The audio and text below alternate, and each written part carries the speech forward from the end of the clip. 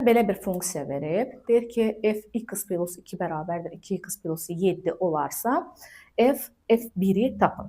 Mürəkkəb funksiya kimi qiymətini tapmaq lazımdır. Deməli, nə edəcəyik? Birinci növbədə biz f(x) bərabərdir kx plus b-dən istifadə edəcəyik.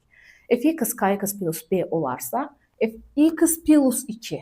Deməli, nə edəcəyik? Yazacaq. f(x plus 2) bərabərdir k. X-in yerinə x plus 2-ni yazırıq. Üstəgəl b bərabərdir. Və mötərizəmizi açırıq. Kx üstəgəl 2k üstəgəl b. Deməli, bizə nə alınıb? 2x üstəgəl 7. Baxırıq ki, burada x-in əmsalı k-dır.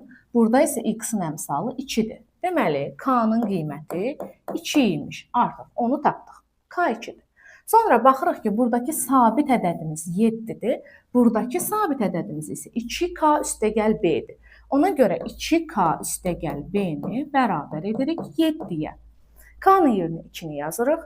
4, belə olur da 2 vur 2 üstəgəl b bərabərdir 7. 4 üstəgəl b bərabərdir 7 olarsa, b-nin də artıq 3 olduğunu tapdıq. Deməli, nə imiş? K 2 imiş, b 3 imiş. Deməli, bizim funksiyamız f(x) bərabər imiş 2x üstəgəl 3-ə. Baxın, bu imiş. 2x üstəgəl 3 imiş. İndi isə buradan deməli davam edəcək. Bizə deyir ki, f(1)i tapın. Birinci növbədə f(1)i tapaq. f(1)i tapmaq üçün x-in yerinə 1 yazıram. f(1) bərabərdir 2 üstəgəl 2 vurulsun 1, 2 olur. Üstəgəl 3 olur 5. Deməli, f(1)i tapdıq 5.